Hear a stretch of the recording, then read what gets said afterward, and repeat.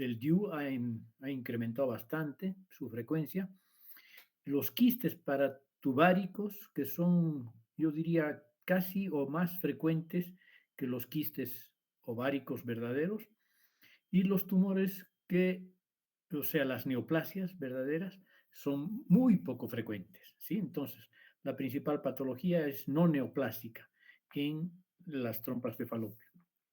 Tenemos una trompa uterina seccionada transversalmente a varios niveles, en donde podemos ver una tumefacción, una dilatación de la luz y la presencia de una secreción verde amarillenta que denota la presencia del pus, ¿no?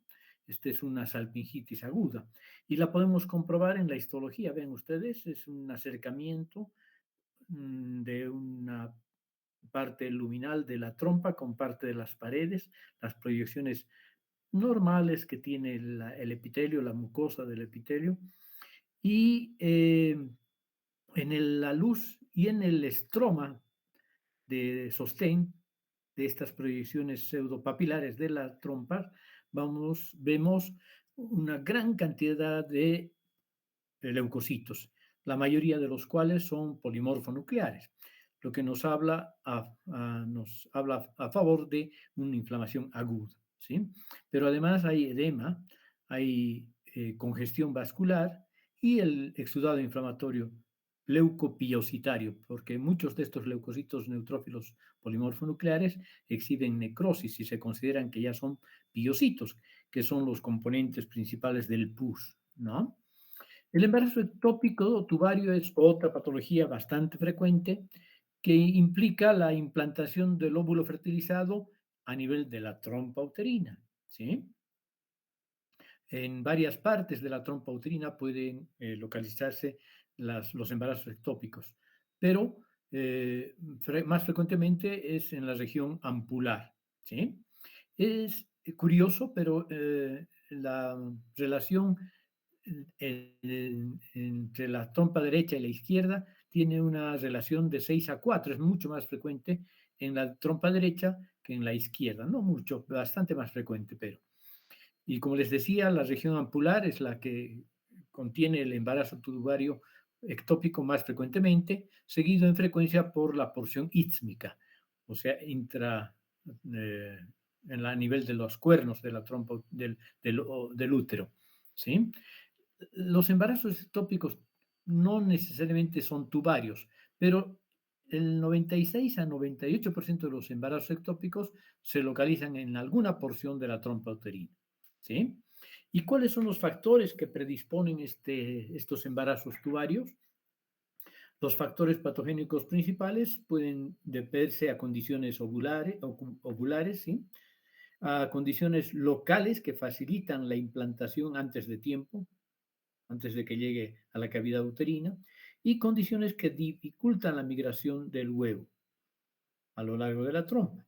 ¿Sí? Entre las condiciones ovulares tenemos el trofoblasto alcanza ya en la trompa la capacidad de invasión y entonces empieza a implantarse.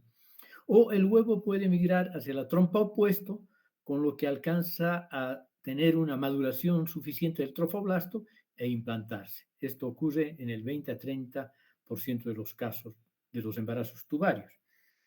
En condiciones locales, los focos de endometriosis a nivel de la trompa uterina, ¿sí? Endometrio ectópico, que tiene glándulas endometriales como estroma especializado y que se localizan en la trompa, favorecen la implantación del del producto, ¿no? Condiciones que dificultan la migración del huevo, aquí tenemos la enfermedad inflamatoria pélvica, sobre todo la salpingitis crónica, ¿sí? Que es un factor importante, tal vez el más frecuente, 35 a 45% de los ectópicos se deben a este proceso. O condiciones iatrogénicas, operaciones pelvianas previas, procedimientos diagnósticos anteriores, histerosalpingografía, por ejemplo, tuberculosis genital, en nuestro medio no deja de ser importante, la utilización del dispositivo intrauterino, que puede además asociarse con mayor frecuencia a infecciones de la trompa uterina por actinomices, ¿no? y el uso de anticonceptivos orales, que también causa este tipo de patología. Y por último tenemos trastornos de la motilidad ciliar por alteraciones en la citoarquitectura de los cilios del epitelio tubario. Evolución. ¿Cómo puede evolucionar un embarazo ectópico en las trompas uterinas? Lo más frecuente es que se produzca una hemorragia, un hematosalpinx, o y se rompa, ¿sí? 75% de los casos. Entonces, hablamos de embarazo tubario roto, complicado, con peritonitis química, ¿sí? Esto ocurre aproximadamente entre las 2 a 6 semanas de la gestación. Puede regresionar, puede haber una regresión o un aborto tubario hacia la cavidad abdominal y puede ser reabsorbido en la cavidad abdominal por los macrófagos, ¿no? Y excepcionalmente se han descrito casos que han llegado a término dentro de la trompa uterina. El embarazo ectópico ovárico es otra complicación del embarazo tubario. También está favorecido por esto, por el DIU, o por fertilización del óvulo al salir del folículo piloso, del folículo ovárico, el óvulo fertilizado que se cae de la fimbria y entonces puede llegar a implantarse en el ovario. Y el embarazo ectópico intrauterino a nivel del cuerno uterino, ¿sí? En la porción inmediatamente anterior a la porción ísmica de la trompa uterina o incluso en el cuello del útero. Estas situaciones son también ectópicos, ¿no? Embarazo ectópico ovárico, embarazo ectópico intrauterino. Bueno, ¿y qué es lo que vamos a ver en un embarazo ectópico? Podemos ver unas trompas uterinas engrosadas, abombadas, tumefactas, generalmente congestivas y hemorrágicas, y en el interior, con el microscopio, podemos ver la sangre, la fibrina y las vellosidades coriónicas, ¿sí? También se puede eventualmente encontrar un embrión, como en este caso, aquí podemos ver un embrión en la imagen macroscópica de este embarazo tubario ectópico, ¿sí? Un hecho, una curiosidad histológica es que las células de la lámina propia tubaria muestran una escasa capacidad para transformación decidual, ¿sí? La transformación decidual es un hecho frecuente e innecesario prácticamente, habitual, diríamos, a nivel del endometrio, ¿ya? Pero no en la lámina propia de la trompa uterina, ¿ya? Muy bien, las neoplasias hemos dicho que son muy poco frecuentes. Miren ustedes, menos de 0,2% de los tumores malignos del aparato genital femenino son de origen en las trompas uterinas. Los criterios diagnósticos tienen que ser estrictos porque por la rareza de estos casos, ¿no? Entre los que están aceptados actualmente tenemos que la masa tumoral principal se encuentra en la trompa uterina, que sea predominantemente en la luz o que sea más bien en la pared intramural, y debe haber una transición histológica y anatómica entre el tumor y la mucosa tubaria no tumoral, ¿ya? Si además hay masas tumorales voluminosas en el ovario o útero, no es no es posible descartar que alguna de estas corresponda al tumor primario y que no sea un carcinoma tubario primario. La detección de esta enfermedad es tardía, a pesar de que la luz es estrecha y la pared no tiene capacidad de visualizar y que frecuentemente rompe. De todos modos, es tardía. Puede ser bilateral y las variedades de carcinoma que ocurren en la trompa son muy parecidos a muchos de los carcinomas más frecuentes que vamos a ver en el ovario. Pueden ser serosos, endometrioides y de células claras, ¿sí? Y los serosos suelen ser papilares. Bueno, y ahora vamos a ver las enfermedades de los ovarios. O sea, podemos ver patología derivada del epitelio superficial, patología derivada del estroma y de los folículos, del estroma primario principal del ovario, responsables de la producción hormonal, y también podemos ver neoplasias derivadas de las células germinales o patología de las células germinales.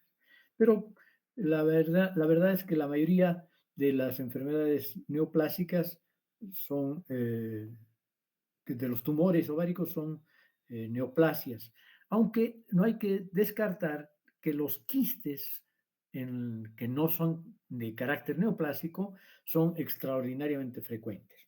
¿Sí? Aquí vamos a hablar de los quistes foliculares, los quistes del cuerpo lúteo, los quistes tecaluteínicos, en fin, son muy frecuentes, sobre todo los quistes foliculares y los quistes del cuerpo lúteo.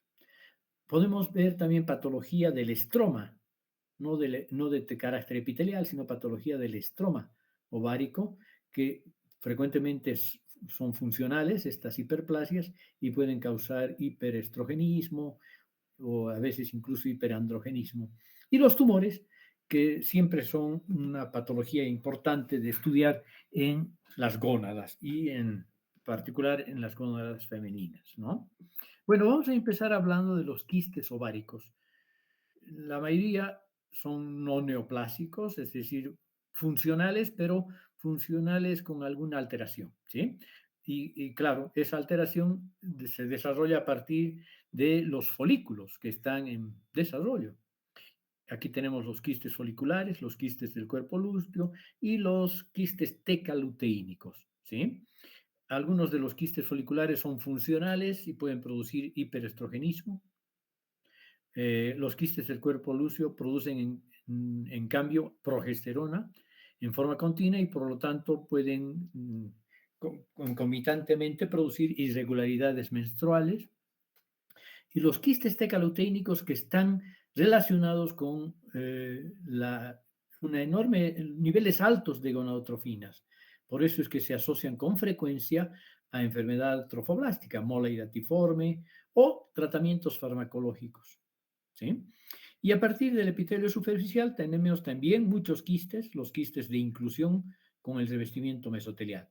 Estos quistes de inclusión del epitelio superficial se llaman así quistes de inclusión cuando son pequeños o medianos, porque si se tornan grandes ya podemos empezar a hablar de otra variedad de quistes, ¿sí? Los quistes serosos, ¿no? Bueno, entonces los quistes funcionales en los ovarios normalmente crecen estructuras similares a los quistes llamados folículos. Estos quistes llamados folículos todos los meses están evolucionando, están creciendo hasta madurar, pero no todos llegan a liberar y liberar el óvulo, ¿no? A madurar completamente hasta un folículo de Graf.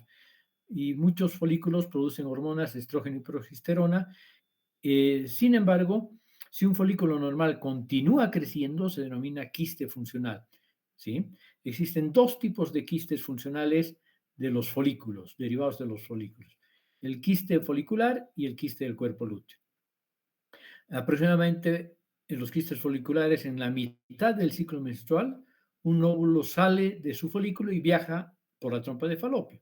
Un quiste folicular comienza cuando el folículo no se rompe ni libera su óvulo. Este es el origen de los quistes foliculares, sino que continúa creciendo, ¿sí? Y el quiste del cuerpo lúteo se produce cuando el folículo ha liberado el óvulo, el ovocito, y comienza a producir estrógeno y progesterona para la concepción, pero el folículo se llama ahora cuerpo lúteo.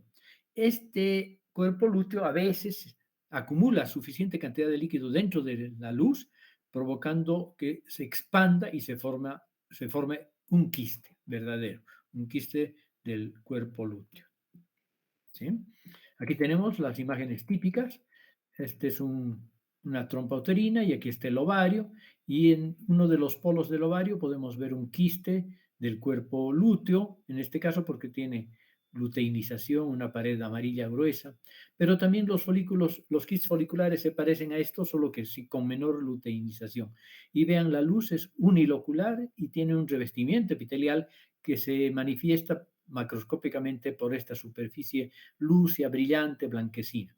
Y ya en el microscopio podemos ver que está revestido por una capa de células de la granulosa en varios estratos, y por debajo de las capas de la célula granulosa tenemos la teca, ¿no? La teca.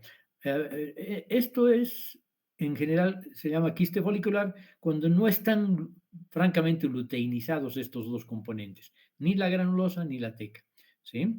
Y aquí tenemos, ven, aquí también podemos ver un quiste folicular con la parte de la pared revestida por granulosa y aquí un poquito de la teca, que obviamente se difumina histológicamente con el resto del estroma ovárico no especializado y aquí podemos ver algo del estroma ovárico funcional especializado. Aquí tenemos el cuerpo, el quiste del cuerpo lúteo, vean, es más amarillento, más grueso, muy frecuentemente se llena de sangre y entonces tenemos un cuerpo lúteo hemorrágico. Aquí tenemos una pared mucho más ancha, las células de la granulosa están francamente luteinizadas y las de la teca mucho menos. Y en la luz tenemos el contenido hemorrágico del cuerpo lúteo hemorrágico. Otra variedad de enfermedad quística del ovario es el ovario poliquístico, que puede ser parte del síndrome de Stein-Leventhal, ¿sí? Este síndrome de Stein-Leventhal es un trastorno complejo, ¿sí? Es un trastorno endocrino metabólico heterogéneo que consiste en la acumulación de folículos ováricos inmaduros que no han llegado a la madurez total, ¿sí? Una formación incompleta de varios folículos que hacen que el ovario crezca, ¿sí?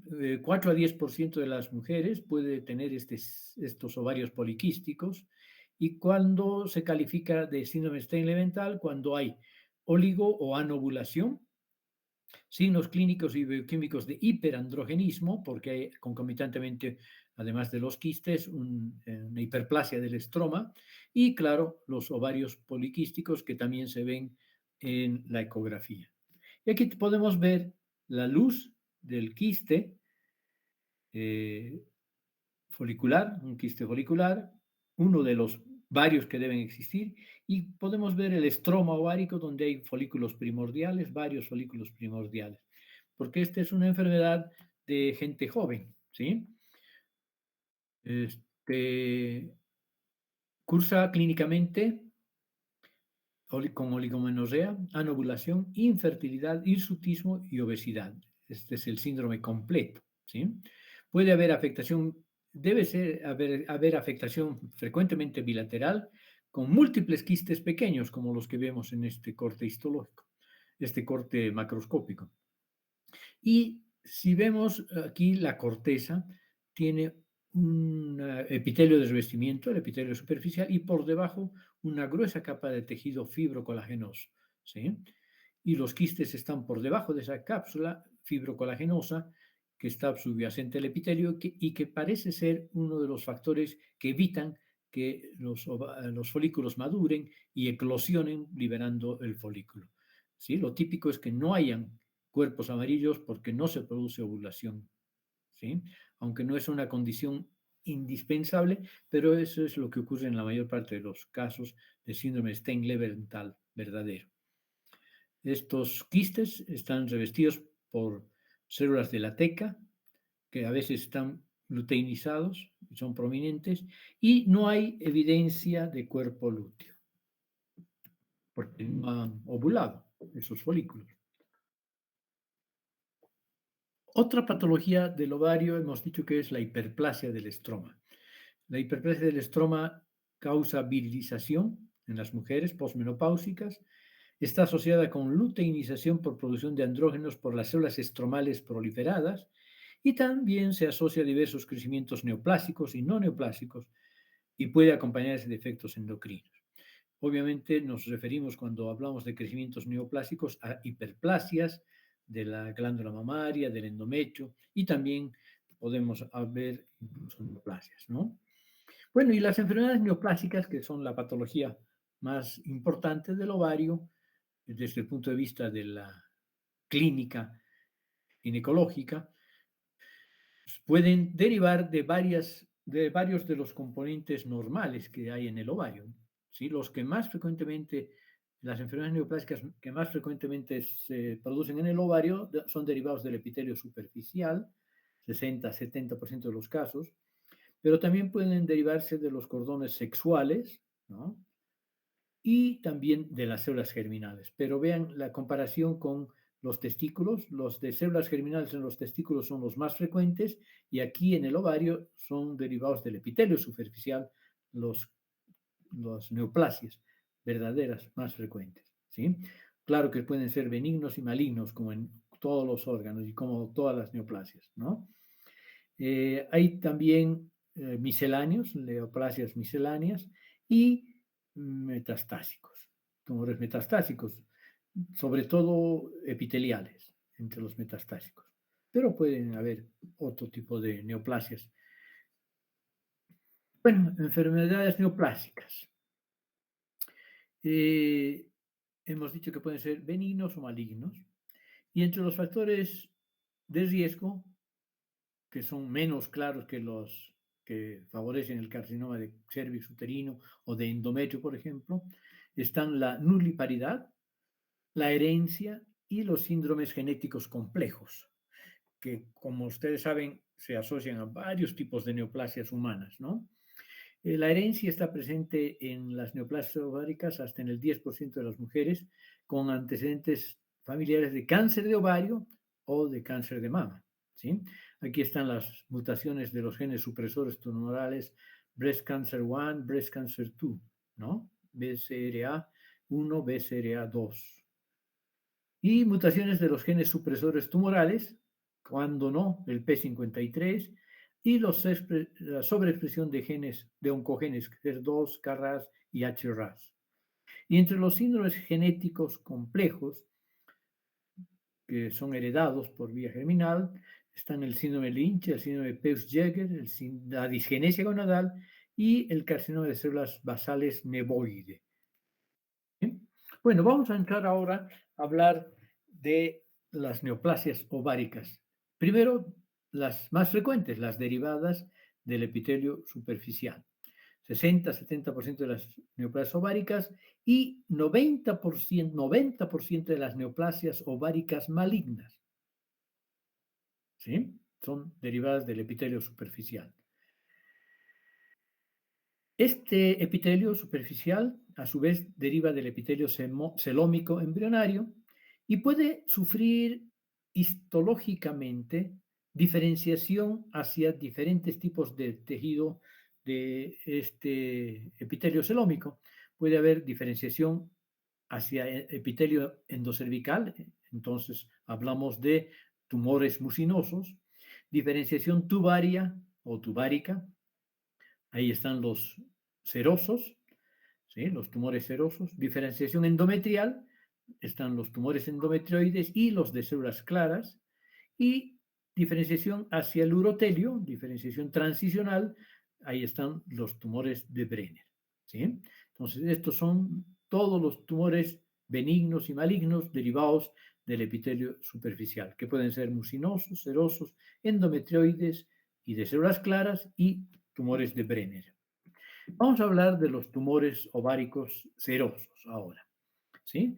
Típicamente tienen una luz ocupada por un líquido acuoso, a menudo son bilaterales, no son los más frecuentemente bilaterales, 10% de los casos son bilaterales, son benignos, malignos y limítrofes, ¿ya? La mayoría de los tumores serosos, el cistadenoma seroso, cistadenofibromas seroso, son benignos.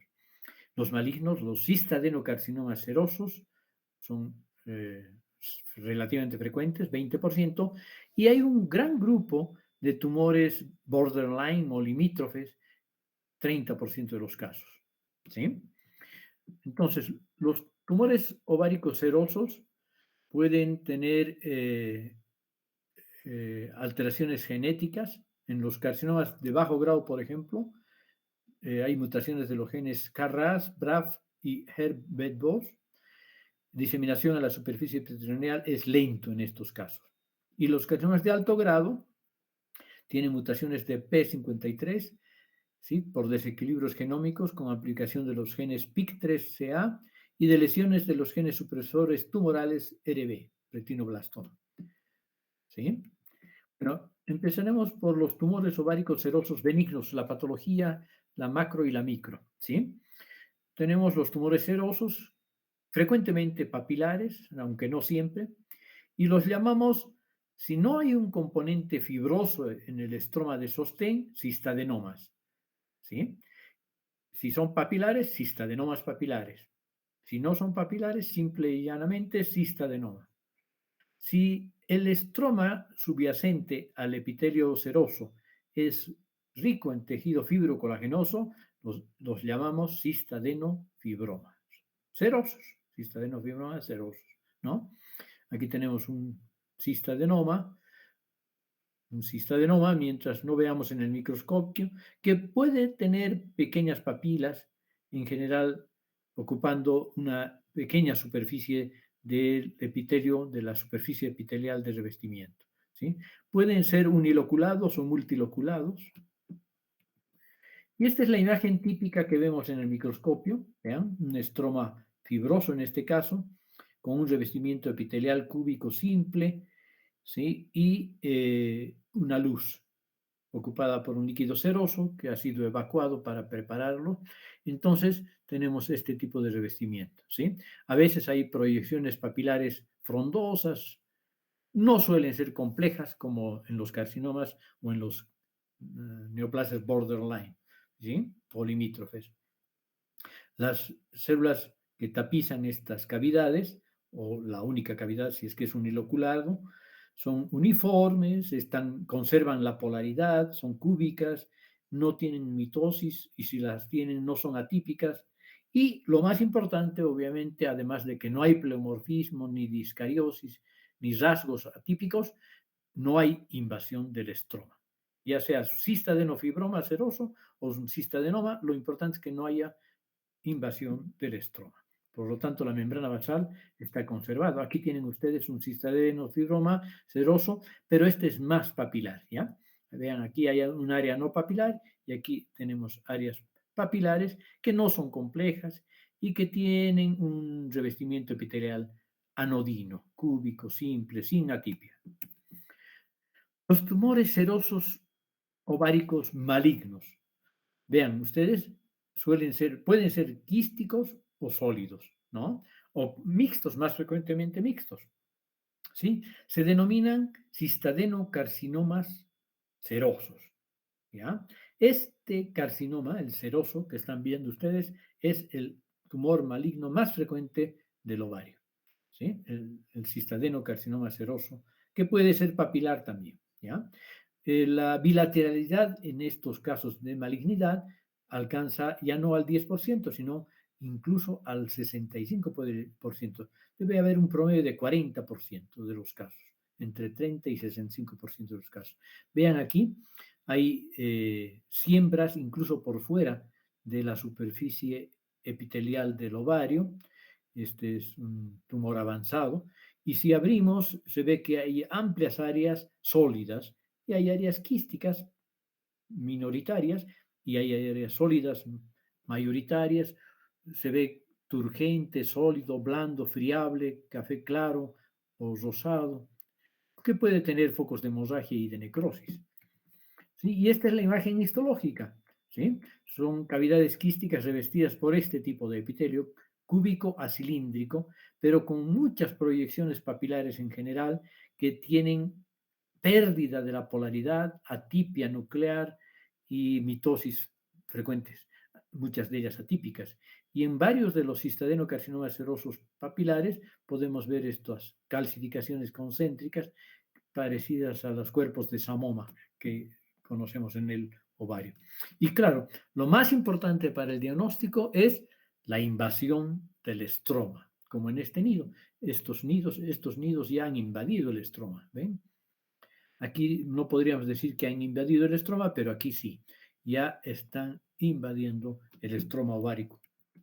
Y aquí ya se ve una formación compleja de múltiples papilas tapizadas por un epitelio atípico, francamente atípico, como vemos aquí en este acercamiento, núcleos vesiculosos, nucleolos, algunos núcleos picnóticos, algunos núcleos con nucleolo prominente y abigarradas células.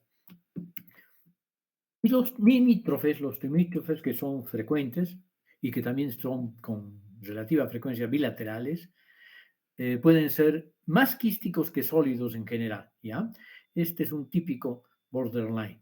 Tiene muchas papilas, pero no tiene áreas sólidas destacadas, ¿sí? Y claro, cuando vemos al microscopio pueden haber muchas papilas, pero tenemos que meter muchos cortes para descartar que ya este tumor haya invadido el estroma. En ese caso deja de ser limítrofe para convertirse en un cistadenocarcinoma. Y aquí tenemos el epitelio es exactamente igual de atípico que el cistadenocarcinoma seroso, pero no hay invasión del estroma, ¿sí? No hay invasión del estroma, es lo más importante. Y claro, tenemos también los tumores mucinosos, los tumores ováricos mucinosos, que tienen varias características de los serosos, pero son con mayor frecuencia multiloculares, que tienen varias luces, ¿sí? Y que contienen un material mucogelatinoso en la luz y frecuentemente adherido al epitelio de revestimiento, que puede ser benigno, maligno o limítrofe también, ¿no? Aquí tenemos los tumores ováricos mucinosos, los benignos son quísticos, multiloculados, con material viscoso y pegajoso, 5% bilaterales, y claro, en el microscopio, como vamos a ver en la próxima diapositiva, una capa única de células cilíndricas secretoras de mucina con núcleos que conservan polaridad, que son regulares, que no presentan atipia. Los malignos y los limítrofes, en cambio, tienen atipia nuclear. Los malignos invaden el estroma, los limítrofes no invaden el estroma y tienen este tipo de revestimiento mucosecretor, ¿sí? Aquí tenemos multiloculado, un quiste multiloculado, y aquí tenemos un epitelio muy parecido al del endocervix, ¿sí? Un epitelio cilíndrico, mucosecretor. Aquí se ve mejor las celulitas que están conservando la polaridad, ¿sí? Todos los núcleos están casi al mismo nivel, basales, y el citoplasma es amplio, vacuolado, claro, típico, mucinoso, ¿sí? Y obviamente no hay invasión del estroma, y en este caso no hay atipia nuclear, no hay mitosis, y claro, tiene un excelente pronóstico una vez que han sido retirados adecuadamente. Los malignos tienen una supervivencia de 5 años apenas del 34%, a 5 años del 34%.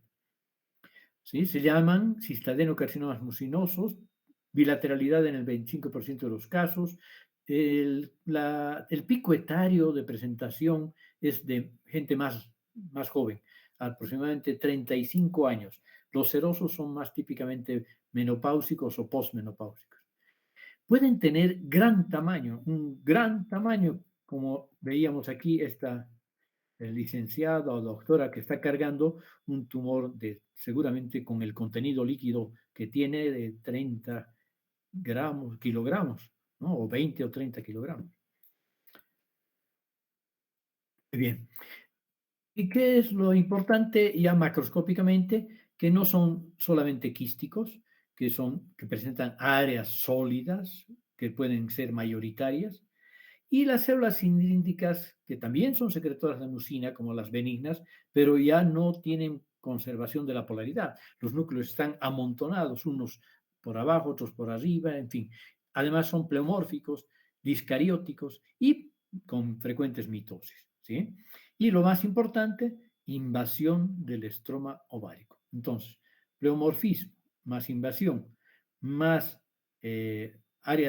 muchas áreas sólidas, casi seguro que en la histología van a ver malignidad, ¿no?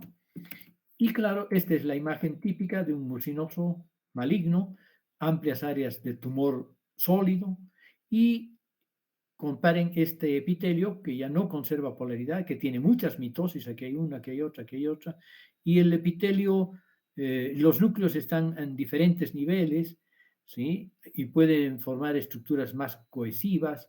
Las células invadiendo el estroma forman glándulas espalda con espalda. Miren, aquí hay una glándula, otra glándula, están muy juntas unas a otras. Y claro, hay invasión del estroma, que es lo importante, ¿no? Y los limítrofes, que tienen una excelente supervivencia si es que son detectados a tiempo, 90% de sobrevivencia a 10 años, una baja tasa de bilateralidad. Desde el punto de vista histológico, son semejantes al citadinocarcinoma mucinoso, y lo mismo que ocurría con el citadinocarcinoma seroso limítrofe, pero falta la invasión al estroma, ¿no? Más o menos es esto, una fea imagen me he conseguido, pero vean, conserva polaridad, pero ya tiene atipia nuclear, ¿no? Y no ha habido invasión en el estroma. Eso es el limítrofe. Luego tenemos menos frecuentemente los endometrioides. El seroso es más frecuente, el mucinoso un poco menos frecuente y el endometrioide bastante menos frecuente, ¿sí? Los benignos son infrecuentes, ¿sí? Los malignos son los más frecuentes entre los endometrioides y los limítrofes también son cosas raras, ¿ok? Los carcinomas endometrioides, 20% de los carcinomas ováricos tienen una alta bilateralidad. Los de células claras son una variedad de este tumor, de carcinomas ováricos endometrioides, y la supervivencia es del 40% a 5 años. Ahí pueden haber tumores mullerianos mixtos, que es una variante de mal pronóstico, y pueden haber elementos epiteliales estromales diferentes, heterotópicos, incluso cartílago, músculo esquelético, hueso, en fin, en los tumores endometrioides. ¿Sí? Aquí tenemos el carcinoma endometrial, bueno, endometrioide, porque no es del endometrio, es muy parecido al carcinoma del endometrio, pero que está localizado en el ovario, y claro, aquí se ve que está tapizando las superficies de los quistes, pero también está invadiendo el estroma. Por lo tanto, es un verdadero carcinoma. La última variedad de tumor derivado del epitelio superficial lo constituye el tumor de Brenner. Hemos dicho que se parece histológicamente al urotelio, ¿no? Y entonces lo que vamos a ver son nidos de epitelio de tipo transicional, urotelial, asociado a un estroma fusiforme, que a veces es dominante. A veces el componente epitelial está disperso y a veces incluso difícil de ver. Por eso es que son sólidos, con una superficie de corte firme, blanco-amarillenta, porque domina ese estroma fusiforme. ¿Sí? Los componentes histológicos epiteliales con grados variables de atipia, hay también en este tumor de Brenner los benignos, los limítrofes y los malignos. Debo confesar que nunca he visto ni limítrofe ni maligno, ¿sí? Pero existen. La mayoría son benignos.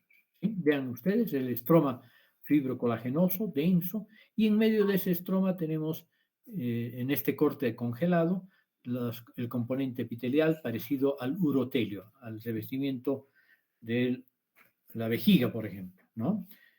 Aquí tenemos un corte ya en parafina, más clarito, se ve ese estroma, y en el estroma alojados estos nidos epiteliales que pueden ser pequeños quistes o pueden tener este componente más aparentemente sólido, parecido al urotelio.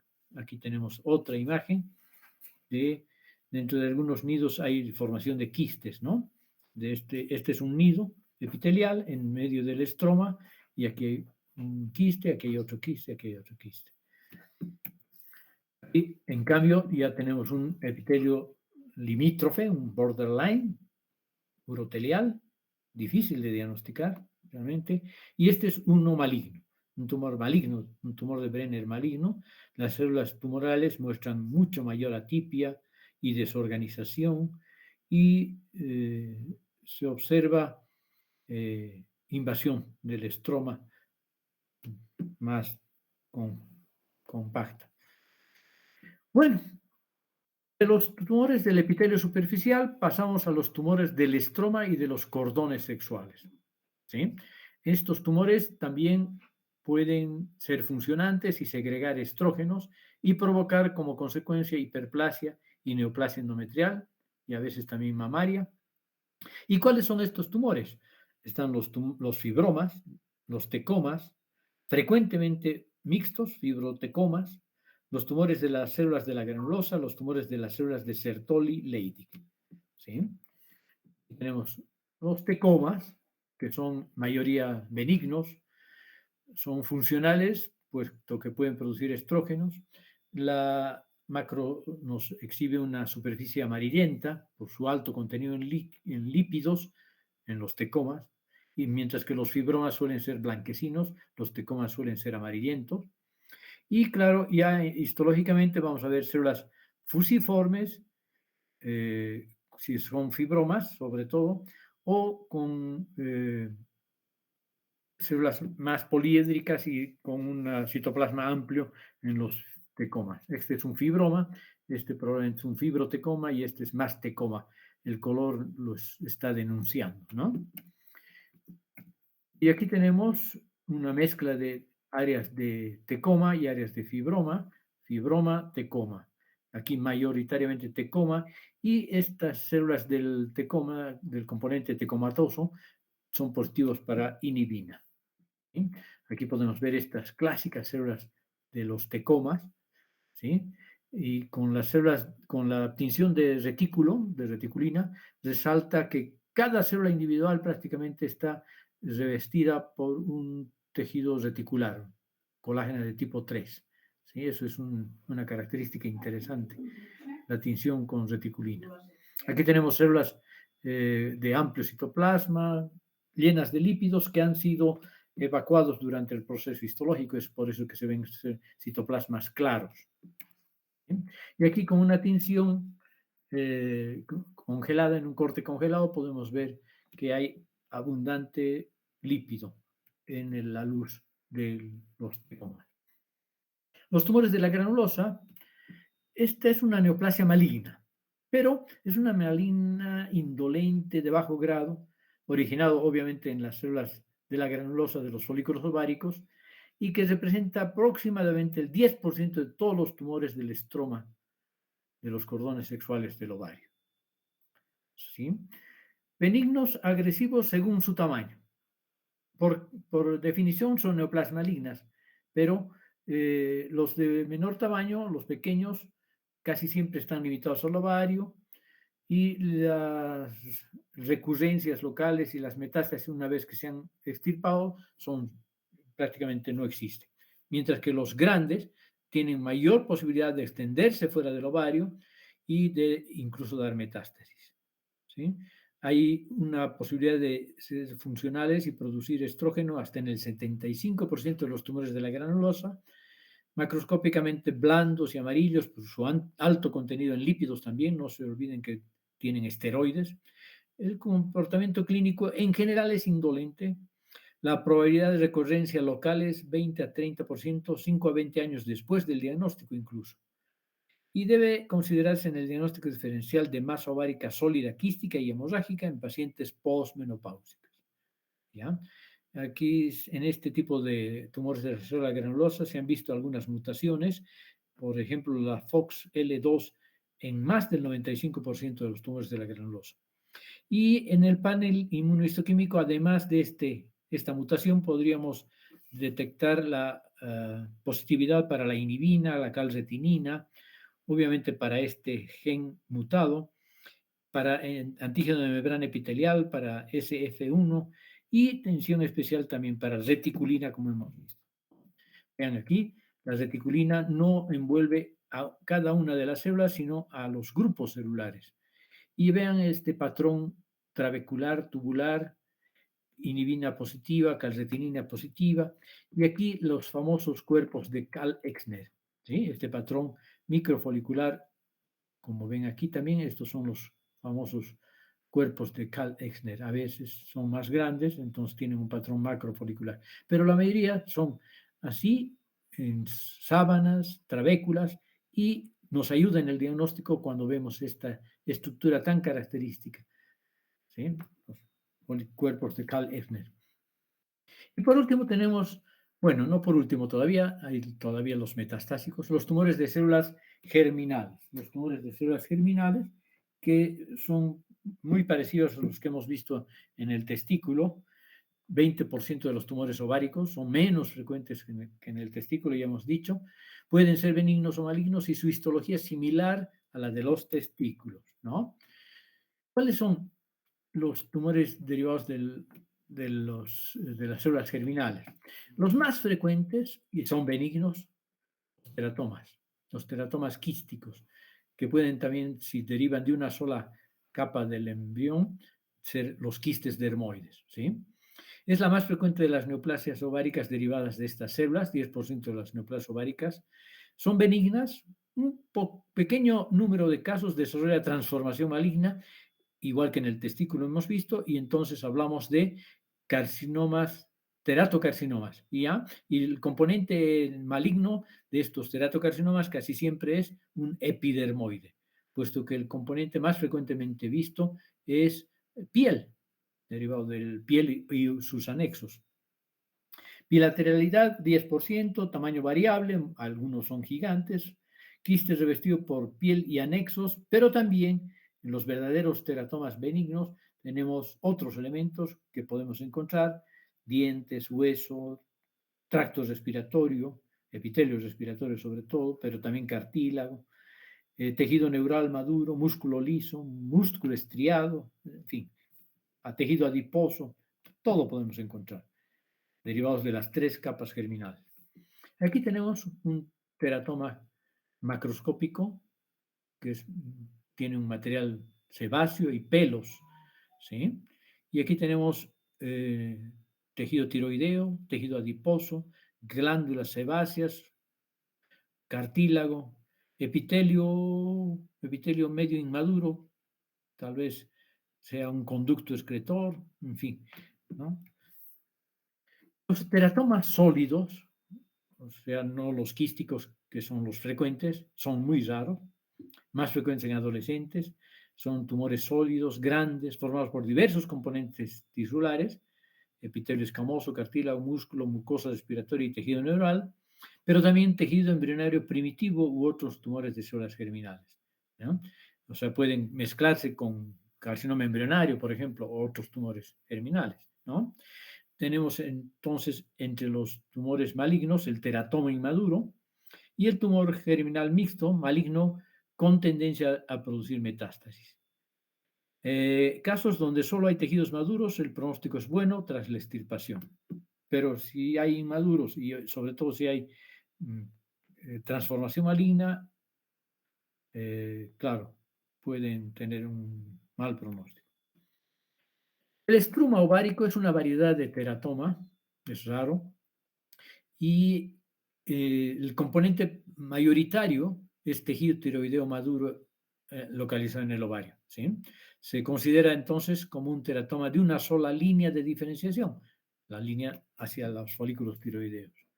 Los disgerminomas son otros tumores ováricos derivados de las células germinales, muy parecidos a los seminomas testiculares, macroscópicamente aumentados de tamaño, con una consistencia blanda, blanquecinos, histológicos semejantes al seminoma, es decir, presencia de estas células formando grupos o nidos separados por bandas delicadas de tejido conjuntivo que generalmente alojan linfocitos en variada cantidad, ¿sí? Y esta es la imagen de reemplazo del estroma ovárico, del parénquima ovárico en realidad, por un teratoma, perdón, por un seminoma, que se llama, en el ovario se llama disgerminoma. Los tumores del saco vitelino son infrecuentes, muy malignos, menores a 30 años generalmente, la mayoría son menos de 3 años, o entre los 3 y los 11 años, pueden ser grandes y necróticos, y un marcador tumoral que nos sirve para el diagnóstico y el seguimiento, la alfa-fetoproteína, ¿sí? Se puede detectar en sangre, por lo tanto es un excelente marcador de seguimiento también después de haber sido extirpado el tumor. El coriocarcinoma, igual que en el testículo, es infrecuente, muy maligno, con tendencia a diseminación hematógena precoz. Aquí hay otro marcador en sangre, la hormona gonadotrofina coriónica, que puede favorecer su diagnóstico y su seguimiento también. Y los tumores metastásicos suelen ser de origen epitelial, y entre los de epitelial los más frecuentes están en el tracto gastrointestinal, sobre todo en el estómago y en el colon y en la mama, ¿sí? El tumor de Krukenberg, que es un tumor metastásico, un adenocarcinoma metastásico, generalmente bilateral, ¿sí? Y está formado por células en anillo de sello. La mayoría de estos tumores de células con células en anillo de sello son de origen gástrico, ¿sí? Y estimulan una proliferación, una hipertrofia estromal. Pero también pueden haber otras neoplasias primarias, incluso en el ovario, como el linfoma de Burkitt, las leucemias agudas pueden afectar secundariamente a los ovarios. Y aquí tenemos un tumor de Krukenberg, hemos dicho que es frecuentemente bilateral, aquí dos ovarios, y este es el estroma reactivo frente a la presencia de estas celulitas en anillo de sello, típicas células en anillo de sello, preciosas células en anillo de sello, pero que son muy agresivas. Muy bien, con esto terminaríamos la patología del tracto genital femenino. ¿Siguen presentes?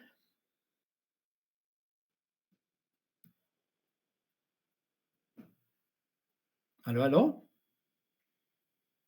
Sí, doctor. Ay, qué suerte. Muy bien. Entonces, el miércoles creo que ya empieza con mama, ¿no? Patología mamaria. No estoy seguro, doctor, pero tendríamos que comenzar con eso, de acuerdo al temario. ¿Perdón? De acuerdo al temario, sí nos tocaría eso, patología de mama. Exacto. Entonces, hasta el miércoles con patología mamaria, creo que la doctora Segales es la que les va a dar ese tema, ¿ya? Luego nos vemos. Hasta luego, doctor, gracias. Un gusto. Que os vaya muy bien.